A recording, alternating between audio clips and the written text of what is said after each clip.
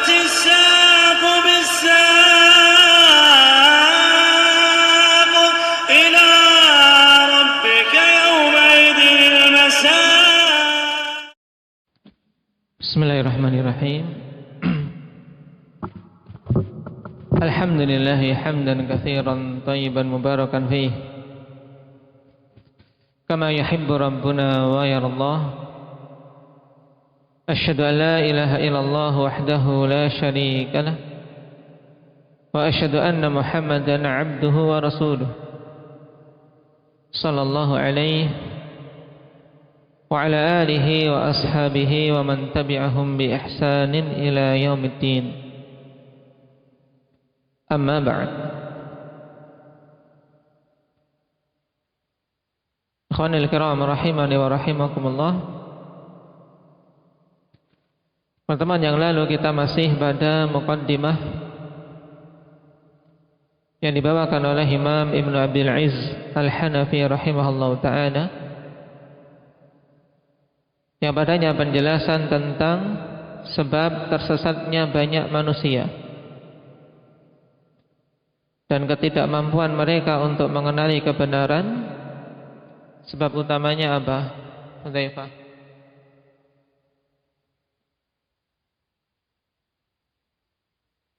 Peremehan terhadap ittiba', terhadap hal-hal yang datang dari Rasul sallallahu alaihi wasallam.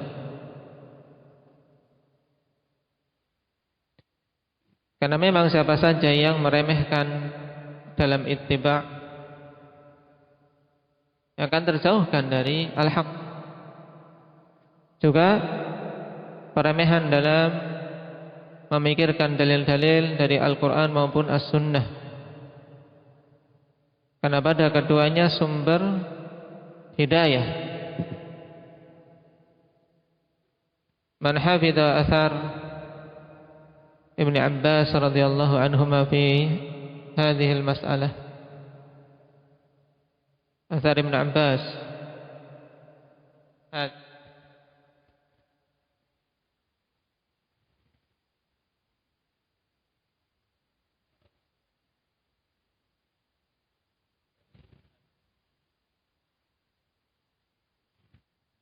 طيب. رواه ابن أبي شيبة في المصنف بسند حسن. آخر.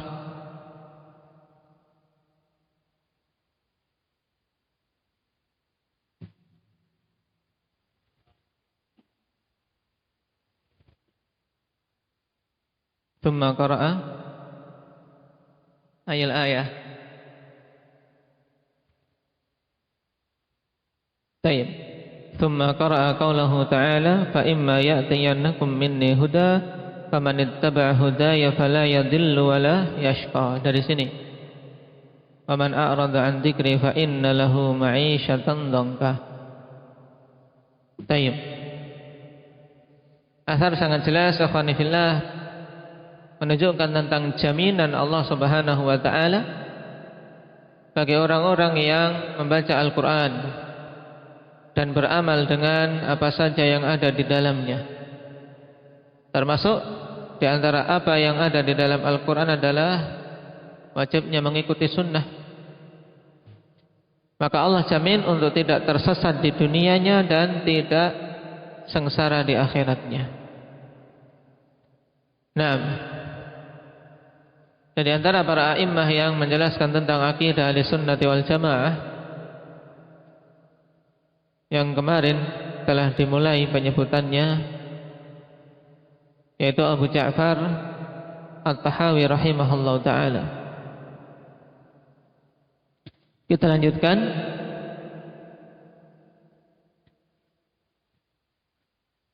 Qala rahimahullahu ta'ala wa kullama ba'udal ahdu zaharatil bid'u wa kathurat tahrif. Dan semakin jauh zaman dari zaman Rasulullah sallallahu alaihi wasallam, maka akan semakin nampak kebid'ahan-kebid'ahan dan semakin banyak penyimpangan-penyimpangan. Berarti di sini juga penjelasan secara ringkas ikhwani fillah bahwasanya di antara sebab banyaknya bid'ah dan nampaknya berbagai macam penyimpangan ya karena semakin jauhnya zaman dari zaman kenabian. Kathrat tahrif, banyak penyimpangan, yaitu menyimpangkan makna kepada makna yang batil dari makna yang hak yang terkandung di dalam suatu dalil. Alladzi sammahu ahluhu ta'wilan liyuqbal. Yang tahrif ini dinamakan oleh para pelakunya dengan istilah takwil. Apa tujuannya? Liyuqbal, agar bisa diterima. Wa qalla man yahtadi ila al-farqi baina at-tahrif wa at-ta'wil. Dan sedikit orang-orang yang mengetahui perbedaan antara tahrif dan takwil.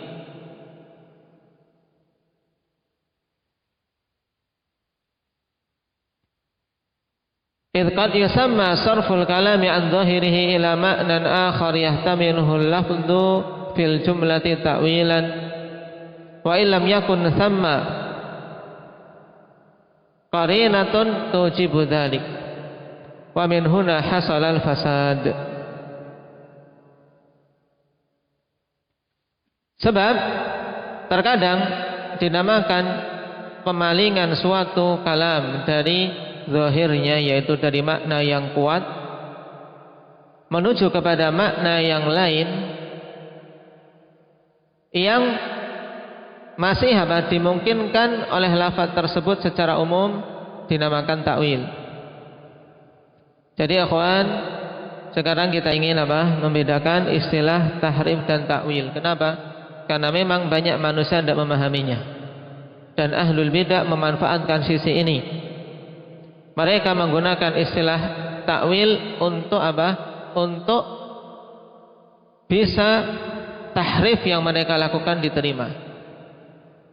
Dan tahrif tidak datang di dalam Al-Quran penyebutannya kecuali dalam konteks celaan. Nah, sedangkan takwil datang dalam beberapa makna. Terkadang takwil bermakna tafsir. Nah, terkadang takwil bermakna perwujudan suatu perkara. Nah, dan terkadang takwil dimaknakan dengan makna tahrif, penyimpangan dari makna yang zahir kepada makna yang batil.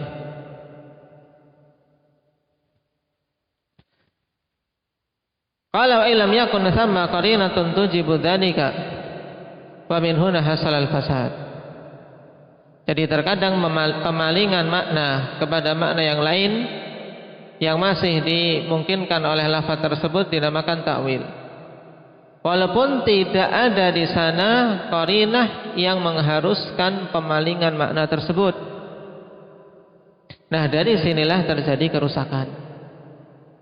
Nah, seperti misalnya lafaz iyad, ikhwan. Nah, lafaz iyad. Bal yadahu mabsutatan, ketika menetapkan sifat tangan bagi Allah Subhanahu wa taala. Maka ahli bidah mengistilahkan pemalingan makna yad kepada makna lain, yaitu kekuatan. Maksudnya di sini kekuatan Allah. Nah, lafaz mungkin, tapi tidak ada qarinah dalam ayat tersebut yang menunjukkan bahwasanya ayat yang diinginkan adalah kekuatan. Itu maksudnya. Nah, fa idza samuhu ta'wilan qubila wa raja'a man la yahtadi ila al-farqi bainahuma. Maka apabila mereka menamakannya sebagai takwil, akan diterima dan akan laris atas orang-orang yang tidak mendapatkan petunjuk untuk membedakan di antara keduanya, yaitu membedakan antara tahrif dan takwil. Jadi takwil ikhwanifillah masih ada kemungkinan makna hak, makanya itulah yang digunakan oleh ahlul batil. Sedangkan tahrif itu semuanya batil. Yuharrifunal kalima an mawadhi'ih. Allah cela orang-orang Yahudi ahlul kitab yang memalingkan makna ayat-ayat Al-Qur'an dari maknanya yang hak menuju kepada makna yang batil. Fahtajal mu'minuna ba'da dzalika ila idahil adillah wa daf'ish syubahil waridati 'alaiha wa kathural kalamu wasyagab. Maka butuhlah kaum mukminin setelah itu kepada apa? Penjelasan dalil-dalil dan penolakan syubhat-syubhat yang datang atasnya. Nah, ini kenapa ikhwani fillah kok pembahasan akidah kemudian dianggap oleh sebagian manusia sebagai pembahasan yang pelik, pembahasan yang sulit. Ini sebabnya. Kaum mukminin butuh untuk apa? Diperjelas dalil-dalilnya dan syubhat-syubhatnya dikupas secara tuntas. Maka terjadi apa? Kathural kalam wasyaghab. Dan apa? Muncul banyak pembicaraan dan banyak keributan. Karena apa? Saling bantah membantah. Wa sababu dzalika isgha'uhum ila syubahil mubtilin wa khawdihim fil kalamil madmumil ladzi 'abahu as-salaf wa nahu 'anil nadhari fihi wal ishtighali bihi wal isgha'i ilayhi imtithalan li amri rabbihim haitsu qala wa idza ra'aita alladhina yakhuduna fi ayatina fa'rid anhum hatta yakhudu fi haditsin ghairihi fa inna ma'na al-ayah yashmaluhum. Dan sebab terjadinya keributan dan banyaknya pembicaraan dikarenakan apa? Dikarenakan tunduknya mereka kepada syubhat-syubhat ahlul batil, yaitu apa? Mau mendengarkan, mau menerima. Seandainya syubhat itu langsung ditolak, tidak diterima, tidak akan banyak pembicaraan, tidak akan banyak keributan. Tapi tatkala syubhat ahlul batil didengar, nah juga apa? Wa khawdihim fil kalami al-madmum.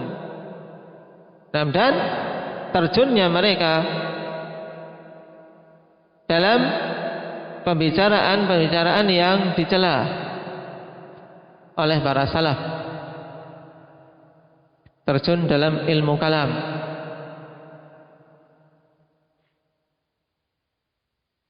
Dan yang dilarang oleh para salaf dari memperhatikannya dan menyibukkan diri dengannya sebagai bentuk pengamalan perintah Allah Subhanahu wa taala, wa idza ra'aital ladzina yakhuduna fi ayatina, apabila engkau melihat orang-orang yang memperbincangkan ayat-ayat kami dengan batil, maka fa'arid anhum, berpalinglah engkau dari mereka, hatta yakhudu fi haditsin ghairih, sampai mereka memperbincangkan pada pembicaraan yang lain. Nah, karena sungguhnya makna ayat ini mencakup mereka semua, yaitu mencakup ahlul kalam yang berbicara tentang ayat-ayat akidah dengan apa? Dengan batil. Wa kullun min at-tahrifi wal inhirafi ala maratib, faqad yakunu kufran wa qad yakunu fisqan wa qad yakunu ma'siyatan wa qad yakunu khata'an. Dan masing-masing dari tahrif dan inhiraf itu bertingkat-tingkat keadaannya, Pak. Terkadang tahrif serta inhiraf, ya, penyimpangan, itu terkadang menjerumuskan pada kekufuran, terkadang hukumnya kefasikan, terkadang suatu maksiat, dan terkadang suatu kekeliruan yang pelakunya dimaafkan.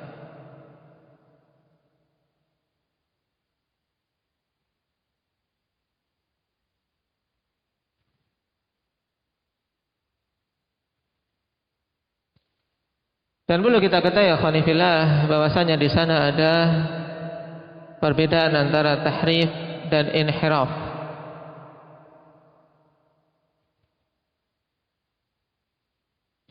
Tahrif itu terjadinya pada nas, ya, pada nas-nas, yaitu baik apa? Nas itu kalau kita berbicara dengan istilah nas, jamnya nusus, itu yang dimaksud adalah apa? Lafaz-lafaz Al-Quran ataupun As-Sunnah.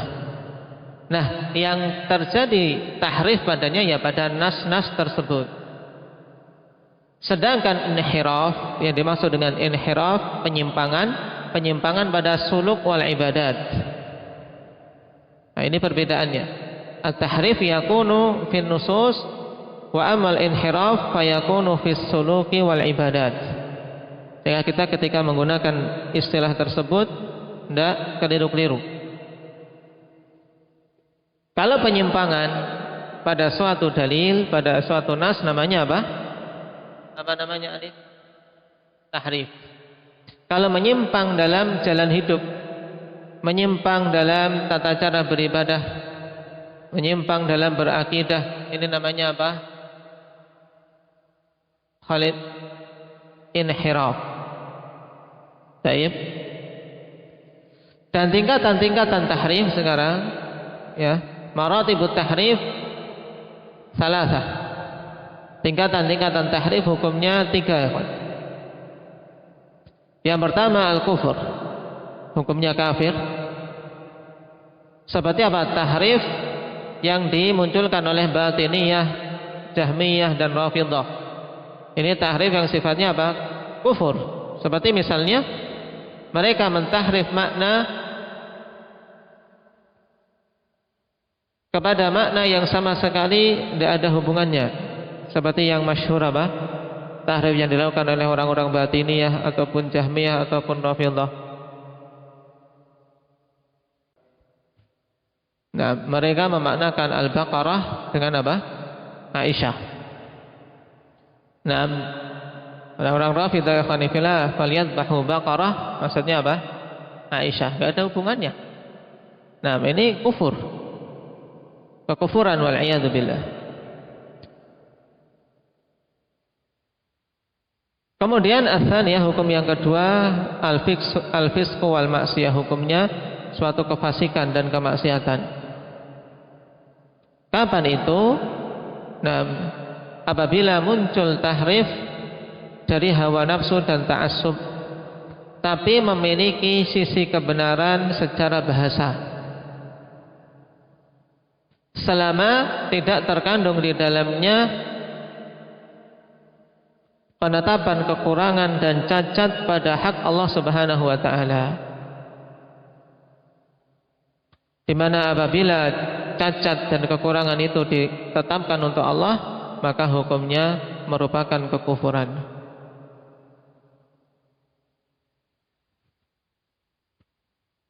Nah, jenis kedua inilah yang banyak terjadi pada tahrifat, ya, tahrif-tahrif yang didatangkan oleh siapa? Orang-orang Asy'ariyah dan yang lainnya. Nah, seperti tadi misalnya menyimpangkan makna tangan kepada makna apa? Kekuatan. Nah, kemudian tentang sifat-sifat turunnya Allah, mereka tahrif kepada apa? Turunnya rahmat. Paham? Nah, ini mayoritas tahrif yang dimunculkan oleh ahlul bid'ah wal ahwa, ahlul kalam, Mu'tazilah, Asy'ariyah dan seterusnya, jenisnya kefasikan dan kemaksiatan. Kenapa? Munculnya dari hawa nafsu dan ta'assub. Kecuali apabila tahrif itu terkandung dalamnya penetapan cacat bagi Allah. Misalnya apa? Misalnya mentahrif makna ma'iyah.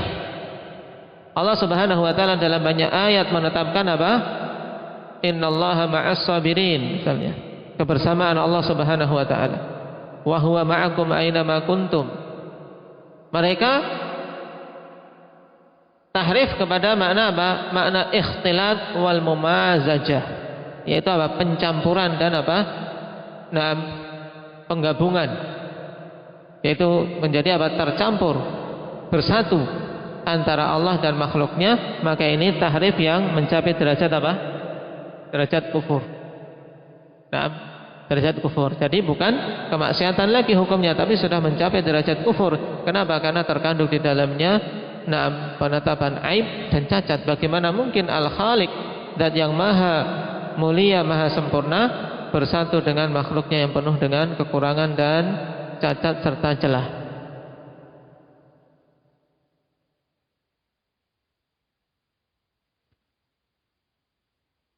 Kemudian jenis atau hukum yang ketiga yaitu tahrif yang sifatnya khata', kekeliruan.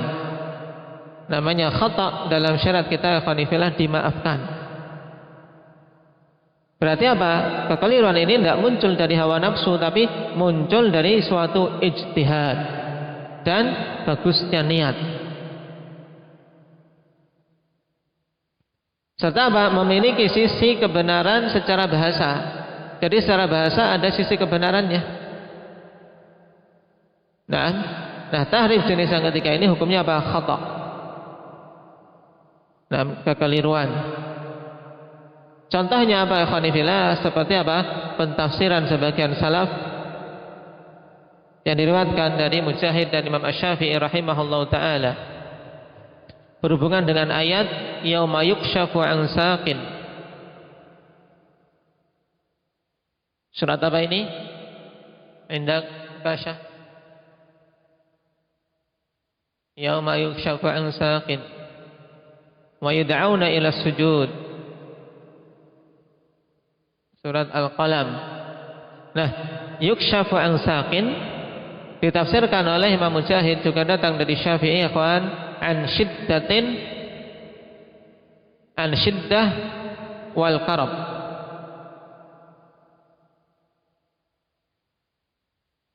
Yaitu pada hari disingkapkannya apa? Kesulitan. Ya, ala yauma yukshafu an saqin dimanakan apa? An syiddatin wal qarb.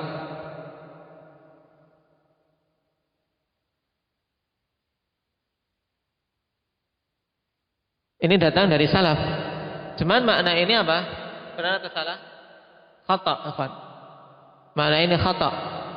Nah, apa alasan seperti Imam Mujahid dan Syafi'i memaknakan demikian? Karena mereka mengambil dari bahasa Arab, ya, kasyaftul qarbi an saqihi, yaitu an syiddatiha, yaitu aku singkap kesulitan, atau kusyifatil qarab an saqih ay an syiddatiha, yaitu kesulitan itu telah disingkap. Maka kita tidak bisa untuk menuduh seperti Imam Mujahid dan Syafi'i melakukan tahrif ini dengan hawa nafsu atau kita hukumi maksiat. Kenapa? Karena mereka adalah orang-orang yang dikenal kelurusan dalam berakidah. Dan kita tidak mengatakan bahwasanya kedua imam tersebut berarti tidak menetapkan sifat sak bagi Allah. Sifat betis bagi Allah Subhanahu wa taala. Kenapa? Karena memang ayat tidak datang secara sahih lafadznya.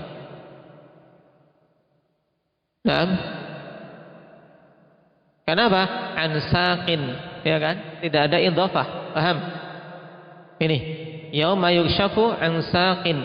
Kecuali kalau apa? Kalau ada idhafah kepada Allah Subhanahu wa taala. Baik, maka ini tidak ada kemungkinan lain. Baik. Akan tapi tafsir yang benar untuk ayat ini bahwasanya ayat dibawa kepada hadis ikhwan, di mana Rasul sallallahu alaihi wasallam menjelaskan apa? Yauma yakshifu rabbuna an saqih. Di sini ada idhafah an saqih, menunjukkan penetapan sifat saq, yaitu sifat betis bagi Allah Subhanahu wa taala, yang insyaallah taala akan kita lewati pada tempatnya. Ini sekedar contoh untuk takwil yang sifatnya apa? Atau tahrif yang hukumnya khata'. Ini 3 maratib tahrif.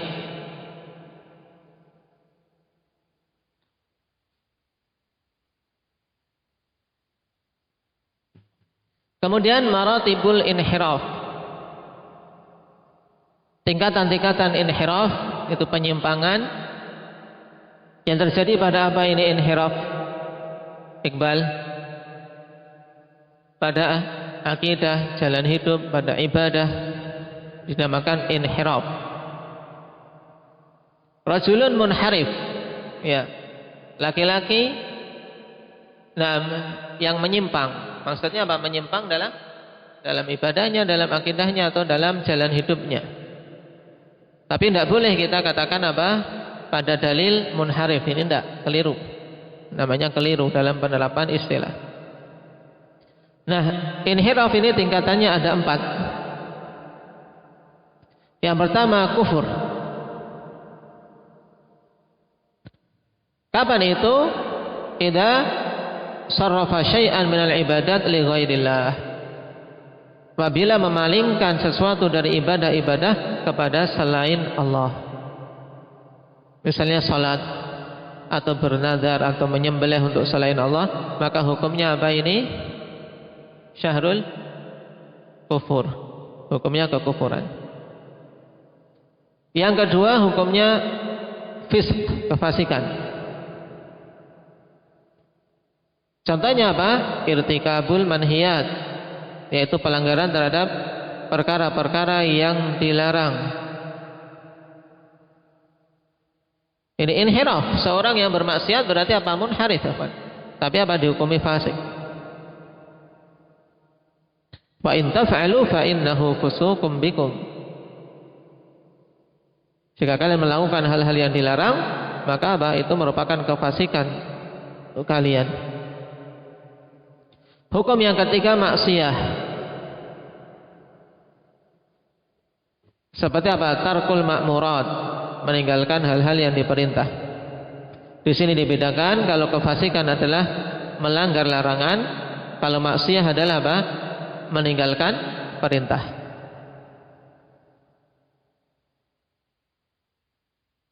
Dalil yang menunjukkan hal tersebut, akhwanifillah, yaitu apa? Firman Allah Subhanahu wa taala tentang perkataan Musa kepada Harun. Qala ya Harun ma mana'aka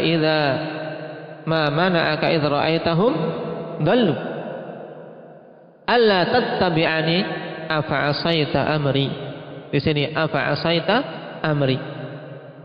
Alla tattabi'ani afa asaita amri. Dalam surat apa? Surat Thaha. Dilihat ayat keberapa itu. Musa mengatakan, wahai Harun, apa yang menghalangimu tatkala engkau melihat mereka tersesat? Apa yang menghalangimu untuk mencegah mereka, memperingatkan mereka? Tidakkah engkau mengikutiku, ataukah engkau malah apa? Meninggalkan perintah-perintahku? Afa asaita amri. Jadi ini asal perbedaan antara maksiat dan kefasikan, ikhwan. Dua istilah ini kalau disebutkan bersama-sama, maka kefasikan maknanya apa? Melanggar larangan. Sesuatu yang dilarang dikerjakan, itu namanya kefasikan. Kalau kemaksiatan apa Muhammad? Meninggalkan perintah. Sesuatu yang diperintahkan, kalau dilarang berarti bermaksiat. Cuman ya, sesuatu yang diperintahkan kalau ditinggalkan berarti maksiat. Cuman kalau disebutkan sendiri-sendiri maka mencakup keseluruhannya. Maksiat mencakup meninggalkan perintah dan menerjang larangan. Demikian pula kefasikan. Cuman sekarang kita membedakan dua istilah tersebut ketika disebutkan bersama-sama.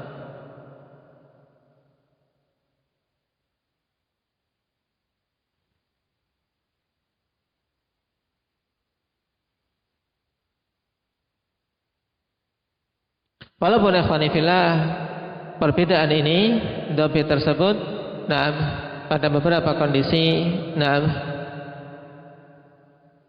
tidak berlaku dalam artian istilah kefasikan untuk pelanggaran terhadap larangan. Pada sebagian tempat juga mencakup apa? Mencakup meninggalkan perintah. Misalnya apa? Meninggalkan perintah disebutkan dengan suatu apa? Suatu kefasikan. Misalnya iblis ketika tidak mau sujud, fa fasaqa an amri rabbih. Nah, iblis telah berbuat fasik, yaitu meninggalkan perintah Rabb-nya. Cuma tadi dhabit yang disebutkan oleh para ulama untuk mempermudah saja. Intinya kefasikan dan kemaksiatan semuanya kembali pada kondisi apa? Kondisi menerjang larangan dan meninggalkan perintah. Kemudian tingkatan yang keempat al-khata'.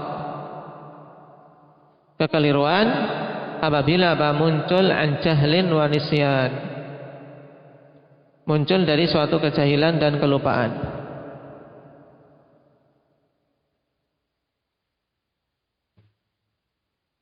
Ini tingkatan-tingkatan inhiraf, cuma dibedakan sedikit berhubungan dengan kefasikan dan kemaksiatan dijadikan dua oleh sebagian ulama. Nah, seandainya dijadikan satu juga tidak mengapa, cuman untuk membedakan antara meninggalkan perintah dan menerjang larangan. Yang telah kita lewati ya ikhwani fillah, mana yang lebih parah, mana yang lebih besar dosanya secara umum antara meninggalkan perintah dan melanggar larangan, Ridwan? Meninggalkan perintah. Telah kita lewati ya ikhwan, bahwasanya meninggalkan perintah-perintah Allah Subhanahu wa taala itu lebih besar. Nah, kezalimannya lebih besar ancamannya daripada melanggar larangan. Telah kita lewati dulu dalam pelajaran Salatul Usul. Baik. Fal wajib ittiba'ul mursalin. Maka yang wajib adalah mengikuti para rasul. Wa tiba'u ma anzalahu Allahu alaihim. Dan mengikuti apa saja yang Allah Subhanahu wa taala turunkan kepada mereka semua. Wa qad khatamahumullahu bi Muhammadin sallallahu alaihi wa ala alihi wasallam, dan Allah telah menutup para mursalin tersebut dengan Muhammad sallallahu alaihi wasallam. Dalilnya apa? Dalilnya apa? Bahwasanya nabi kita penutup utusan-utusan Allah. Indah kasih.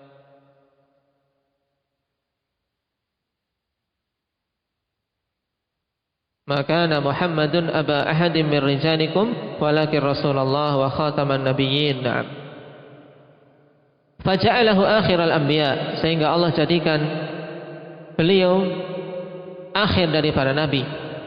Wa ja'ala kitabahu muhaiminan ala ma baina yadayhi min kutubis sama. Dan Allah jadikan kitab yang diturunkan kepada beliau sebagai muhaimin atas apa-apa yang diturunkan sebelumnya dari kitab-kitab as-samawi, kitab-kitab yang turun dari langit. Maksudnya apa? Bukan kitab buatan manusia, tapi kitab yang berdasarkan wahyu dari Allah Subhanahu wa taala. Sekarang apa makna muhaimin? Telah kita lewati. Hendak ya Arin. Muhaimin dalam pembahasan Salatul Usul.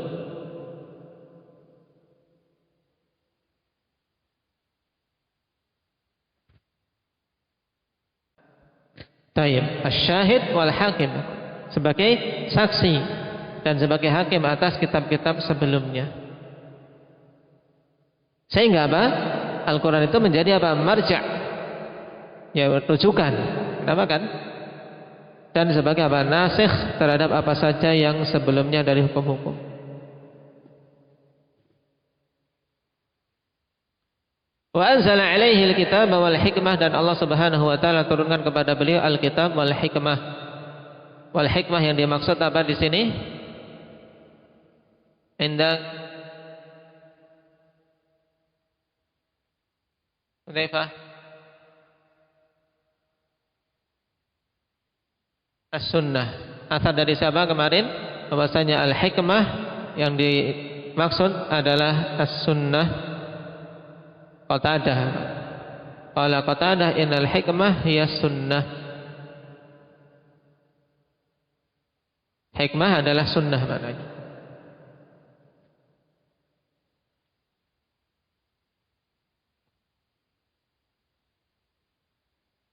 Wa ja'ala da'watahu 'amatan li jami'i tsaqalain al-jinni wal ins, dan Allah jadikan dakwah beliau umum mencakup keseluruhan dua makhluk yang dibebani, yaitu jin dan manusia. Apa dalilnya ini? Bahwasanya syariat Rasul sallallahu alaihi wasallam mencakup para jin dan manusia. Aba Mujahid?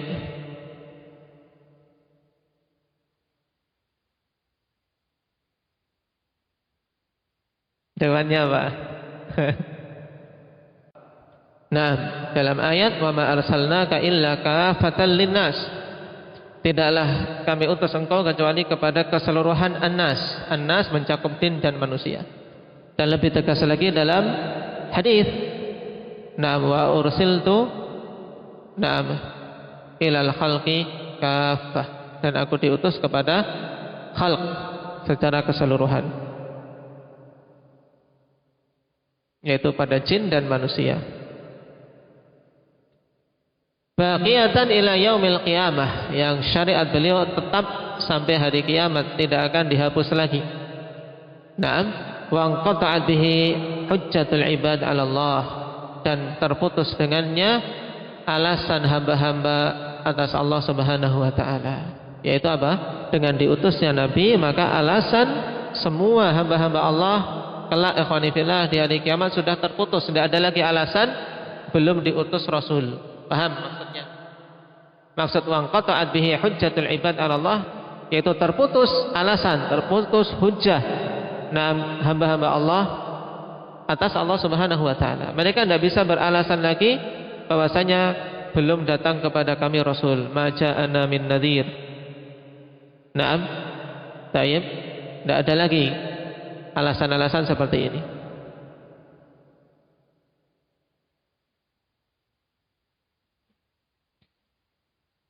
Taib, mungkin kita cukupkan sampai di sini. Kelanjutannya insyaallah kita ambil pada pertemuan yang akan datang.